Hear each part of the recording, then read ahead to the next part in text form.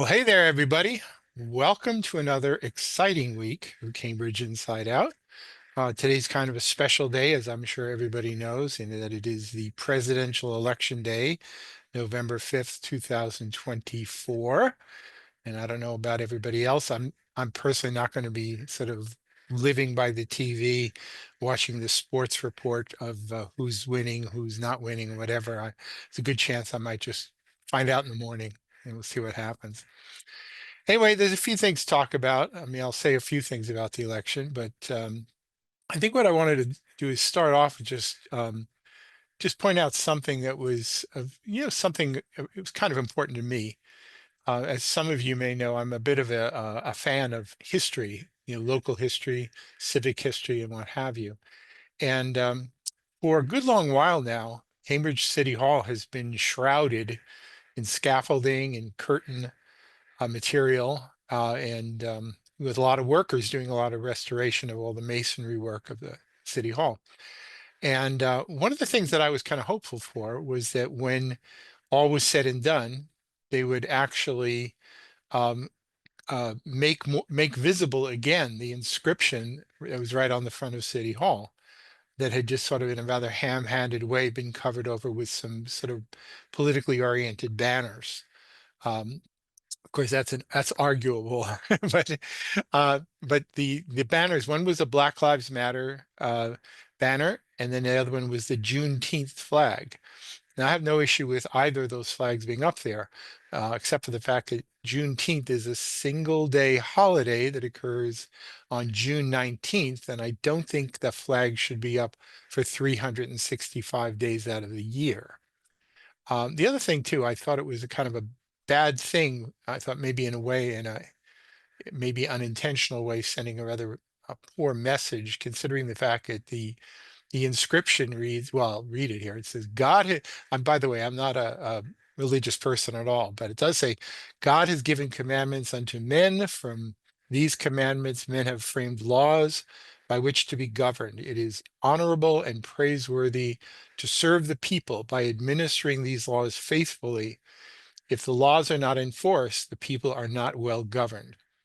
Now, I'm sure some people may take issues with the religious overtones of this, but the truth of the matter is that this was at the request of Frederick Hastings Rindge, who gave City Hall and supervised the construction of City Hall, as well as the Cambridge Main Public Library, and though it's no longer there, is the Manual Training School, which is the predecessor of Rindge Tech.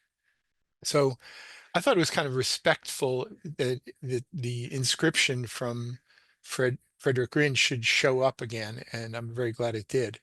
It does seem that the city is taking in the spirit of good compromise. They've actually restored a flagpole that now comes up from that same little ledge, where the city could post all sorts of flags, messages, whatever. And though I don't know for sure, I noticed that there were these two um, looks like display cases that are flanking the front of City Hall that were not previously there. So I suppose it's possible that some of these somewhat thematic flags or other, messaging may actually now appear alongside the main message from Frederick Hastings Rindge. And I thought this was a very, very good outcome. So anyway, I thought I would just sort of mention that up front as something I was very happy to see. So I just took the photo 3 days ago, and it was, and I hope people don't kind of make an issue about it. I mean, I think it's actually, considering the fact that the building was cornerstone was laid, I believe, in 1887. It was sort of a good statement in keeping with the times. And I also kind of prefer to keep things historically accurate. I mean, that's the way the building was constructed. I remember when Kathy Bourne was on the city council, she went to great lengths to restore the landscaping in front of City Hall so that it would be more in keeping the way it was originally designed to be. I mean, there had been some big spruce trees had grown up there, and those were removed, and I think it looks so much better now. So anyway, I thought that was worth mentioning just at the top of the show here. Um, but it is election day, and again, as everybody probably knows, I tend to be focused sort of micro locally on, Cambridge, individual neighborhoods, sometimes individual events, and not so much on the national scene. But the it's probably worth mentioning a few things about it.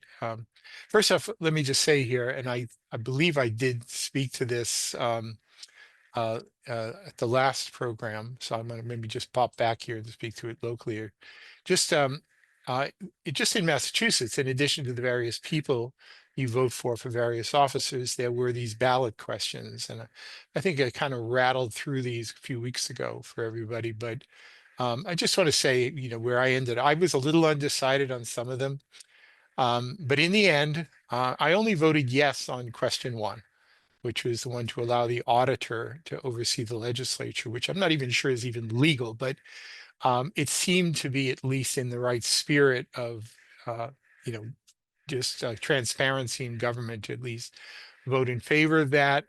And we'll see what actually comes of it.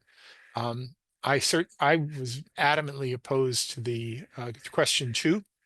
And if you actually saw where the money was coming from, it was the Mass Teachers Association was pretty much wouldn't necessarily say the sole funder of the Yes on Two campaign, but certainly they were, and I don't know really what their motivation for being so adamantly opposed to MCAS is. I think suppose maybe it's because teachers in school districts are actually judged to some degree by MCAS performance, and maybe they're not particularly happy about that. But whatever it was, we'll see how it all shakes out. I have absolutely no idea how these things are going to end up today. But I voted, even though there seems to be merit to some of the arguments for each of the others, in the end, just ended up voting no, no, no, no on questions 2, 3, 4, and 5. So anyway, just not that anybody really cares how I voted on that, but that's what it came down to for me. Um, in terms of the national election, and again, uh, you know, this was not a good year for me, honestly, in that, as I've told everybody, I could never vote for Donald Trump. Um, but I also didn't really feel that there was a proper process in developing the Democratic candidate, Kamala Harris, either.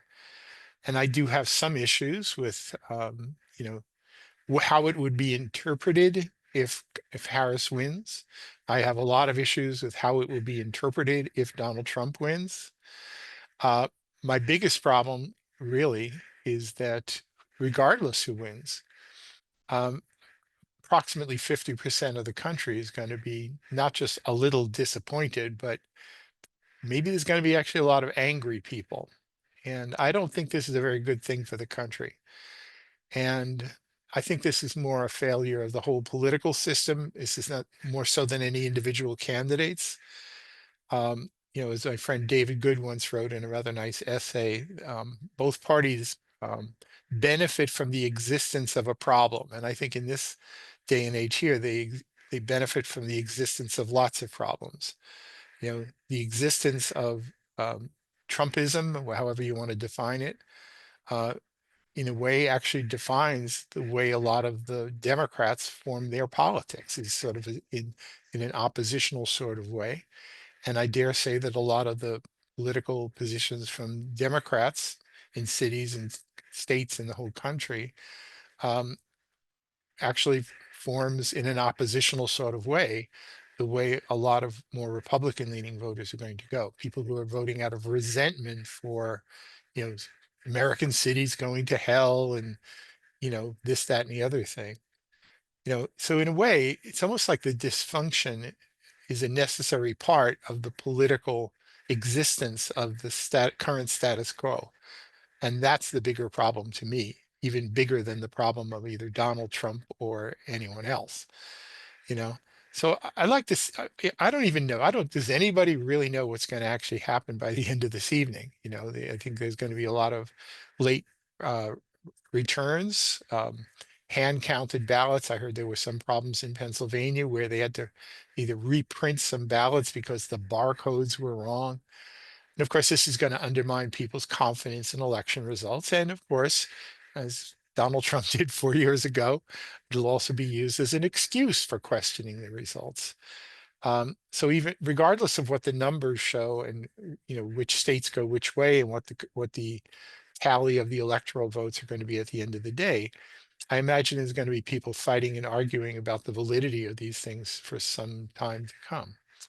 On the other hand, lightning may strike. Maybe there'll be a very clear result. In recent weeks, maybe people have been, as often happens in elections, things will have sort of your 11th hour effect where certain, you know, people start seeing the light or whatever and choosing to switch sides and then eventually a reasonable outcome comes of it.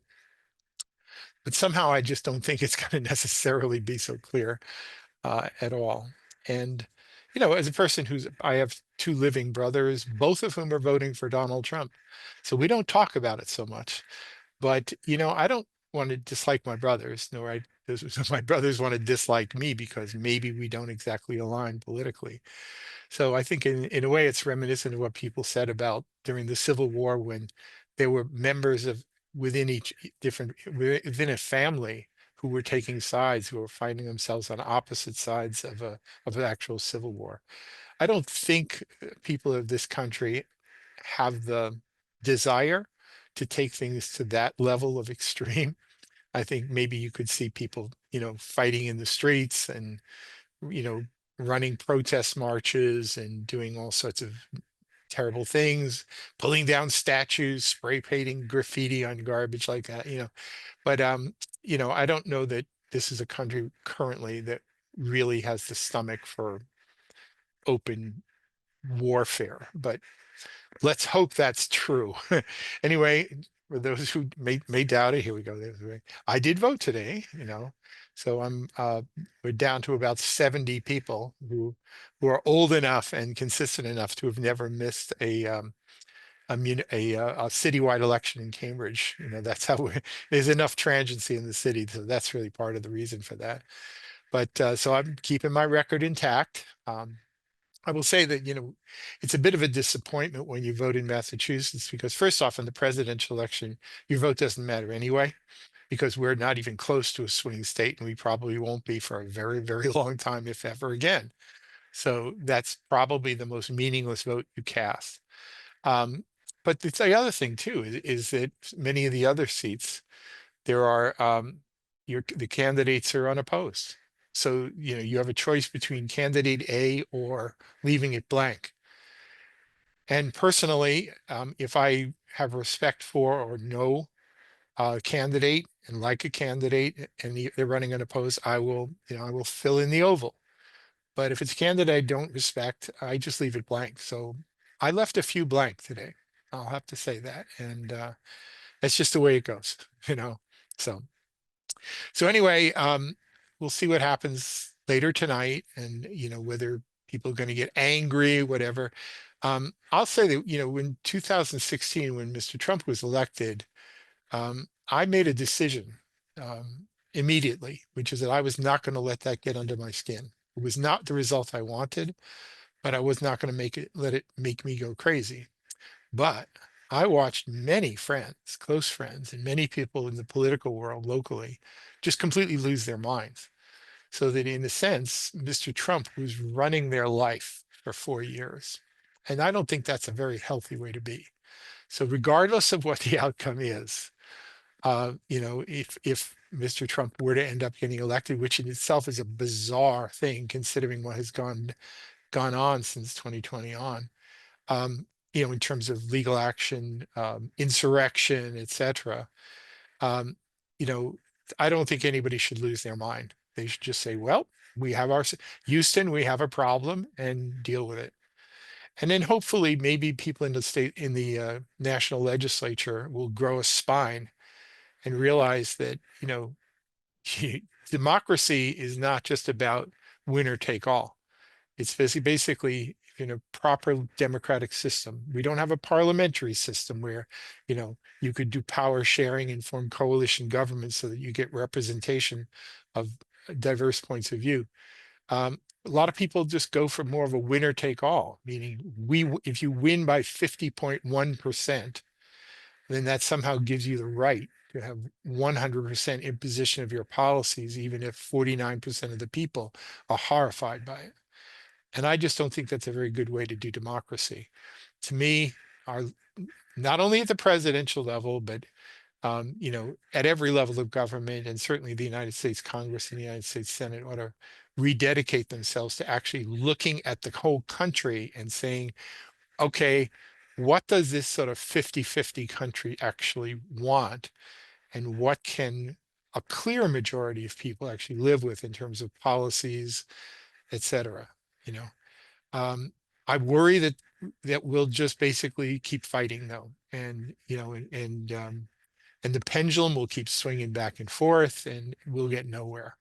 Any issues people have with immigration will again go unsolved for another 20 years because nobody wants the other person to solve it. So it's a very dysfunctional system we have right now. So I don't know, whatever happens, maybe something good can come of it.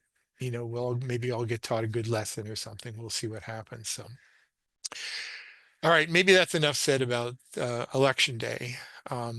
So there are a few other things that I thought are at least worth mentioning. We did have here back in, never mind Washington, D.C. and the world, but back here in little old Cambridge, our local city council and school committee continue to meet. And there's been a few interesting things happening in recent days. Um, First was last night, there was a Cambridge City Council meeting. And oftentimes, in fact, almost always the night before election, since everybody's sort of antsy about what's going to happen, either in a municipal election year or even a national election year, or maybe some of the political people are actually doing phone banking or wanting to be at election night events so they can hobnob with other politicians. I don't know. But whatever it is, oftentimes the night before election day, the meetings tend to be very short. And that was definitely the case last night. I think we got out in about 2 hours. And it actually didn't even have to go that long, except that there was a rather absurd um, back and forth about a particular city council order that maybe I should actually mention a little bit here. So let me just sort of pop over here to the a little bit about the last night's meeting. And by the way, I mean I've rather than wax philosophical about local matters in my little installment of a preview for the city council meeting, I actually spoke a little bit more generally about the country and factionalism and the problem of extreme partisanship and how I wish we could get the hell away from it. I actually am of the rather naive belief that most Americans actually have 90% of everything in common. They like baseball and football and families and ice cream and everything else. And I think we focus too much on what separates people and not nearly enough on what unites people. And if we want to be a united states, we ought to at least focus more on the united part of things, I would say. Anyway, as we say, back in the People's Republic, there were a few sort of minor things, I don't think really necessarily worth mentioning too much about it. From national level stuff to potholes and speed bumps, right? I did find it kind of interesting. There was a little bit of a back and forth about whether speed bumps or speed humps should be installed on Antrim Street, which of course led to a bit of a back and forth on, well, what about these other streets like Clinton Street and other ones? And I think the city's looking into setting some sort of a common criteria that can be used for when it's appropriate for actually be doing these things. So whether it's bumps or humps, which sounds a little absurd, slightly pornographic, I don't know. We'll see. But I personally, and let me just step out of this a little bit here. I have a little bit of concerns when they do some of these road treatments, because even if it's the best intention to put in a speed hump, which is a more soft incline rather than a speed bump, which is like what you might see in a parking lot or something. Um, if people aren't aware of them, even though they should be aware of them, sometimes cars will just hit those at high speeds and could potentially go airborne, and then go crashing into a parked car or something. So I think you have to be kind of wise how you install these and put appropriate warnings so that, and some people may also hit them at high speed for sport, which is not the intended use of a speed hump, I don't think, but such things can happen and I have seen it happen. So just be careful out there, right? You know, I mean, it's not like it affects me that much anyway, because I kind of tootle along at not very high speeds. So anyway, that was something worth mentioning, I dare say. A couple of the things that I'll mention from the meeting, so sort of pop back to the list here. There was one thing, it was actually very interesting to me, at least, in a kind of an esoterica kind of way. The city council, there was an order from councilors Nolan and Azim seeking a home rule petition to basically to prohibit things like condo associations or whatever from preventing people from installing things like solar panels or other similar systems on buildings. Uh, and I thought, okay, fine, that makes some sense. You wouldn't, if somebody really wants to sort of go solar and get off the grid and do everything right, you'd hate to have a situation where the other condo owners said, we don't like the look of that, so we're going to stop it. But it turns out, as Heather Hoffman pointed out during public comment, there appears to be no need for such a petition because it's already in state law. And she read chapter and verse of exactly where it's located. So I think for that reason, Councilor Nolan exercised her charter right to say, well, let me look at this again before we do forward it, right? Now, one of the more interesting and kind of ridiculous things that happened at the city council meeting last night was, so there was I think, a rather well-researched city council order that called for the recognition of the Massachusetts tribe. By the way, you sometimes see different spellings. I've seen Massachusetts. There's a Massachusetts trail in the Blue Hills named for the tribe. So you'll often find different spellings and different pronunciation. But um, basically just to recognize that they were the inhabitants here long before the Europeans settled here. I'm not of the mind, and people say this was all, we're living on stolen land. I think there may have been some conniving or maybe some unfairness about it, but in fact, there was actually a purchase, and it was actually done through Sqa Sachem, who is also mentioned in this. Now, what was ridiculous about what happened at the city council last night is that, I mean, I just thought this was just going to go through 9-0. And then, in the end, you end up with a plaque at the entryway to City Hall. Maybe there'll be some other references in various places. And I thought that's okay, you know, as long as we're not being treated as though we're land thieves, you know, but at least acknowledge those who came before us. Um, but Kathy Zusi, who's a friend and I think is going to be a very good counselor, she made this decision. She said, "Well, I don't know who Sqa Sachem is," and insisted and wanted to amend the city council order to remove any references. There were three clauses that had to do with Sqa Sachem, right? Who was a woman leader of the tribe in this area. And says, well, I don't know this. So, I Googled it. I didn't find anything about this. So I'm not comfortable voting for this because of that. And then basically she got taken to school by a lot of people, primarily Mayor Simmons, and her amendment failed miserably. She was the only one voting yes for it. I was sitting here kind of a little bit bewildered because the fact of the matter is that there are very clear references to Sqa Sachem derived from Cambridge city records from the days when it was a town, going back into the 1630s. And they were compiled by Lucius Page in his History of Cambridge in 1877. There's a whole chapter on that history. Lucius Page, for what it's worth, was the town clerk for the city of Cambridge. And when Cambridge became a city in 1846, he became the city clerk of Cambridge. So it's not like there was some obscure author who happened to mention Sqa Sachem.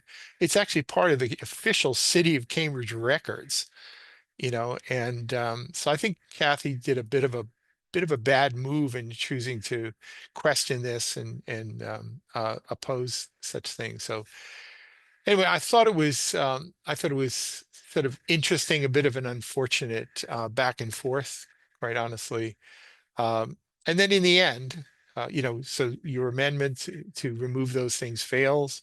So then, okay, fine, the original order goes through, complete with those three clauses, and then in the end, the vote was eight in favor, and Kathy chose to vote present.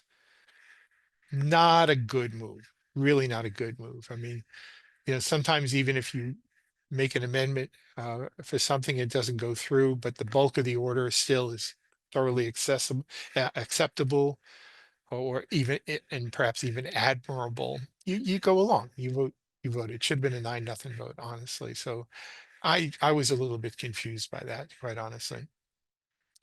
And there were a few other things. I mean, I'm not going to dwell too much on them here, but I'll just just pop back in the reference here and just say that there was a there was another city council order that was sponsored by councilors Sabrina Wheeler, McGovern, Siddiqui, and Wilson, seeking for the law department to draft a home rule petition for the creation of a Cambridge Jobs Training Trust, and then report back to the city council. And in the end, it was actually Paul Toner who exercised his charter right to oppose that. Not to, let's not say oppose that, but to delay consideration and discussion of the matter until the next regular meeting.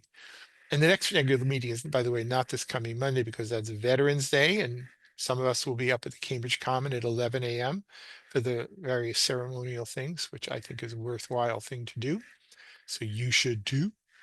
But then the following week they'll take it up. Now, for those who don't recall, it wasn't that long ago that Cambridge did an update of its so-called linkage fee. Now, the linkage fee is when there's new commercial development. There's a fee, some certain amount of money per thousand that the city gets, and a payment that goes into a fund. Um, and currently, every dime of that, I believe, goes toward the Affordable Housing Trust. And regardless how you feel about affordable housing trust or affordable housing overlay, whatever, I mean, that's just the way it's written. But in the study, the Nexus study, they talked about other mitigation for new commercial development. I mean, it's not just impacts on housing or housing costs that are of some concern, and which justifies the imposition of this fee. But there's also, if you're creating jobs, how do you actually connect local people? Primarily, you would think people who are born and raised here, so that they can actually get access to this emerging economy. Now, other cities, including Boston, have a trust, where money can go from linkage to go towards such purposes. And, I actually thought, well, sounds like a good idea. I think it's actually one of the more important and challenging things, is to get people who are born and raised here and get them in a position where they can build wealth sufficient so that they can stay here and raise families, so that their families in the next few generations can stay here. Um, so I think that's a very laudable goal, but I don't know for sure. We'll see what happens in a couple of weeks, but it may well be that there's just some concern that of this 30 something dollar per thousand linkage fee, that in fact a certain amount of will go toward a jobs trust and then will be siphoned away from the affordable housing trust. Personally, I think that's still would be a good trade-off, but right now the sort of the religion of the Cambridge is to sort of say affordable housing or bust, and every other consideration is secondary. So I don't know why that is why Paul Toner exercises charter right, but we'll have to see. But just so everybody knows, this didn't come out of nowhere. This was something that was actually part of the Nexus report that led up to the the change in the linkage fee. It was a rather dramatic increase from, I think it was about, was it $12 up to 33 or something like that. So so anyways, that's where that came from. So it's not really a big mystery. All right, well, I think I'm going to call this half hour here and take my artificial pause and then be back, and we'll continue the next segment in a couple of seconds.